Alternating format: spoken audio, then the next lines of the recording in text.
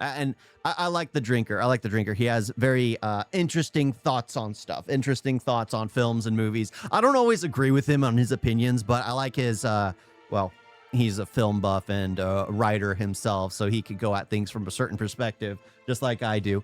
So this is his thoughts on, this is Drinkers Extra Shots Dhurandhar, which I absolutely love the movie, or movies. Well, it's primarily one, but it's movies. I'm curious on what the drinker has to say.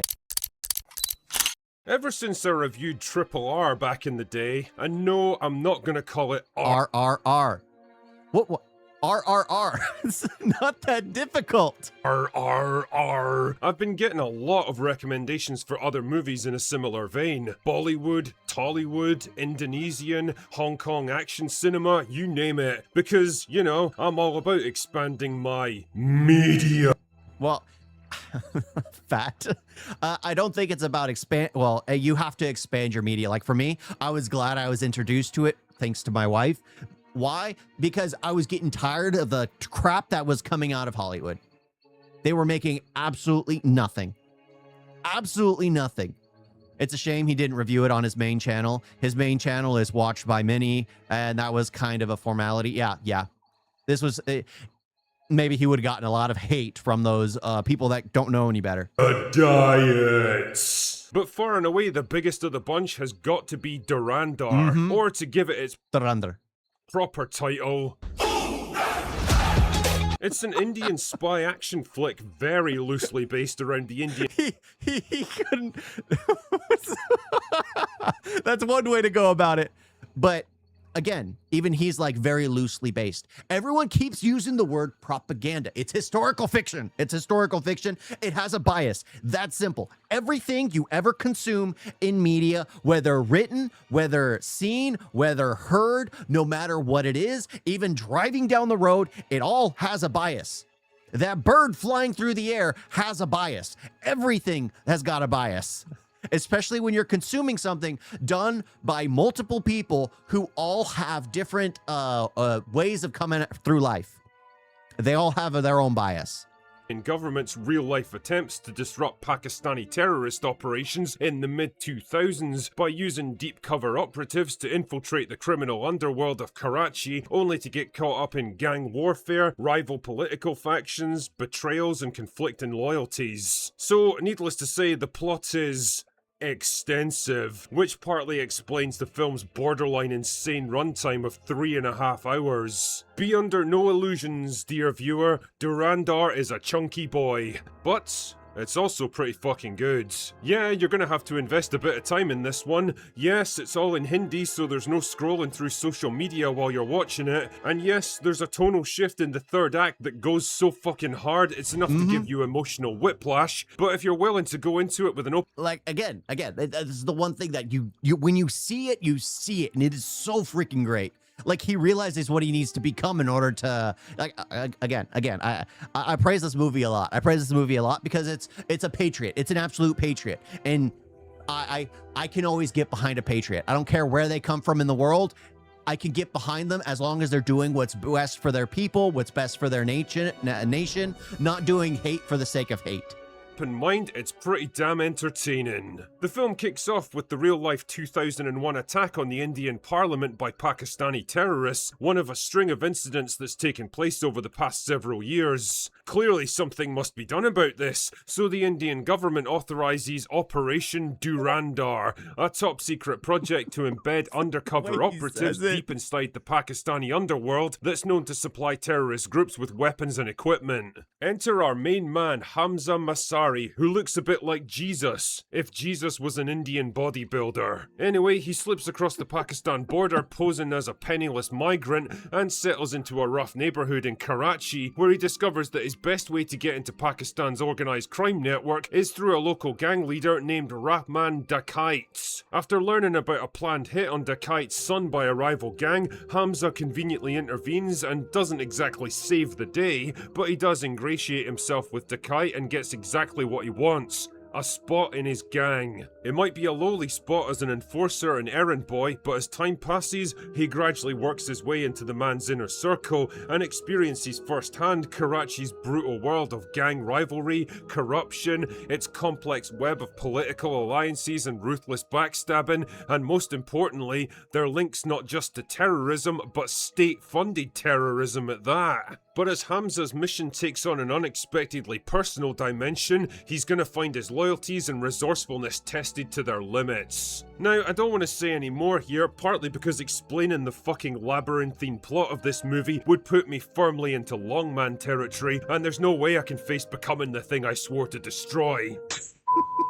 I heard that, drinker. My point is though, there's a lot going on in Dhurandhar, both on a plot and character level. The cast is fucking enormous. The scope of the narrative covers an entire decade of pretty complex and contentious history from a part of the world that most people won't be too familiar with. Loyalties shift and change with the circumstances, people reveal themselves to be very different from how they first appear, and motivations are usually hidden behind multiple layers of deception and misdirection. What this all means is that you have to pay attention to what's going on here, drift off into doom scrolling, and you have no fucking clue what's going on. In other words, just a great movie. A great movie where you actually got it. Like the slop that comes out now in Hollywood is something like, I'm getting my wife to watch Smallville with me. She spends the majority of her time playing games on her phone. But the thing is, Smallville is something where you can literally do something else and still know the entire plot. That is every Hollywood movie now. You don't even have to pay attention. You could be washing dishes, you could be folding clothes, you could be playing a video game. You know every single thing that happens in those movies because they're so blatantly generic. But Dhurandhar, the benefit of that is it's actually a genuine story. You look away, you miss a key point. You miss something important to the overall story. Sure, you can get it in context later, but it's very vital that you see each nuance, each look every time, because going back and rewatching it, you'll probably catch details in each scene. It's just like, huh, you know what? This guy, the way he's acting, honestly, he's the perfect spy. And if you've seen the second film, The Revenge, and know how it ends, you know the guy I'm talking about. It's just like everything's just, your mind gets blows up. When you see that scene, you're laughing your head off. You go back and rewatch it, and it's just like every single scene, there is so much context to that one person. Everything he does, every insult he makes, which isn't, it's like a backhanded compliment, is always made people laugh. But when you look at it in the context of him being who he was, it's just like, oh my gosh, he literally hates all these people, but he's found a way to be able to speak his mind and say what he feels without actually getting himself killed, even though he's insulting all these people. The dialogue is like 99% Hindi, but what's weird is that every once in a while, a character will just drop an entire sentence in English for no apparent reason, and I honestly cannot explain why. Like, I understand that proper names and certain words aren't going to have a direct translation, but why a whole sentence just out of nowhere? Also, although the movie... It's common practice, that's why. English being spoken in India. Yeah, it's common practice. Every now and then, it's just a way of showing like your it's a way. I don't want to say it that way, but it's kind of a way of showing how educated you are. And again, there's nothing wrong with that. But in India, as people are speaking, every now and then they'll speak in Hindi to kind of show their education. To prove like they're sophisticated. I don't think there's something wrong with that. I don't feel like there's something wrong with that. But that's why when I'm watching the film, it doesn't feel off-putting because I've been there. That's what happens. It's perfectly fine. It's perfectly normal. Purports to be set in the mid-2000s. From the phones to the computers to the cars and fashions, it all seems very much current day, which might be a budgetary problem, but it does slightly undermine the movie's sense of time and place. This being an Indian movie though, it comes with its own unique visual language, bright vibrant colours and gorgeous landscape shots, musical montages overlaid with pounding dance and pop music, big dramatic slow-mo entrances where characters aura farm so hard He's basically describing Indian cinema. How to say Indian cinema without using the word Indian cinema? Well, he's doing it right now. They should probably have their own reality show on Amazon. The filmmakers here aren't bound by the usual Hollywood conventions of casting women who look like they're missing a few chromosomes and men who piss sitting down. The guys are all insanely jacked and good looking with the kind of It's bad because almost no one can speak pure Hindi now anymore. It's more of a Urdu Hindi mixed heavily with English, which they speak. Well, yeah, like I said, if India doesn't come down with a national language, English is going to end up taking over time. Like there should be a state or a location language that the entire location knows, and then there is the nation's language, which everyone in the nation knows, and then there is English. There's English that people will probably want to know. But if it doesn't get itself a state language, everyone's going to start speaking English. weird game that should be an example to us all. The women are ridiculously beautiful and glamorous, and there's not even a hint of Disney-style girl bossery anywhere to be found.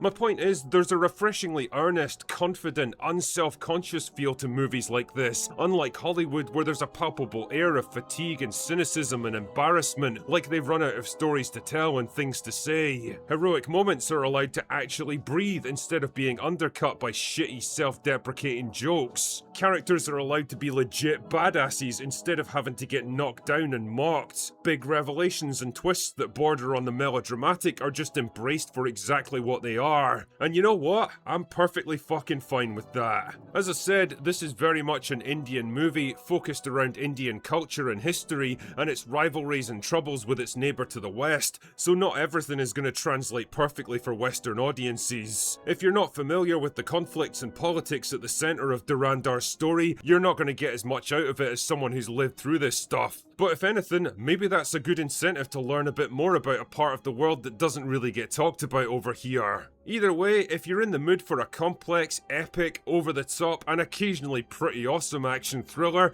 and you're willing to go into it with an open mind, I think Dhurandhar should keep you pretty well entertained. I hate how he's saying it. I'm gonna watch the sequel, even though I'm probably gonna have to set aside a couple of days to get through it. Anyway, that's all I've got for today. He didn't even get through the sequel. Go away now. Especially with how, like, I hated that I had to wait a few months.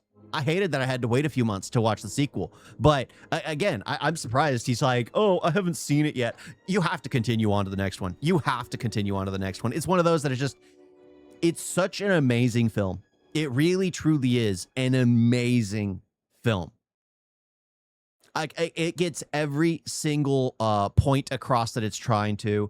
It has a bias, of course, but it's not trying to spoon feed you any of it. It's literally a man who wanted to save his family, gets recruited by the government in order to help save his nation. And then he does what he can, is willing to sacrifice almost anything to save them. Almost anything. And then he even has to sacrifice his wife and child behind for the benefit of his nation. It's a film about sacrifice. It's a film about doing something that's greater than himself. Because there is there's something bigger there than himself. It's a great film. It's a great film. I definitely need to go back and rewatch it from start to finish. I do need to do a stream of the second film for sure, but I need to watch them again. I freaking love them. They were epic the moment I saw them. I watched the first one live on and then I need to watch the second one. I need to watch the second one. That was just peak cinema. Absolutely peak cinema. Because it had everything I had been missing in films. Everything. Dhurandhar 3 protagonist will be Modi. Okay, if you say so. Oh. But yeah, I mean, again, I don't know how I'd think about this movie if I hadn't ever visited India or I didn't know the history of India. What'd Dad think of it? He liked it? So my dad liked it. He confuses it with Bahubali. How? How does he confuse it? At least he's not confusing it with Mimi, okay? Oh, okay. Whatever. Whatever. I guess my dad doesn't really understand. Oh, well. You guys got a video?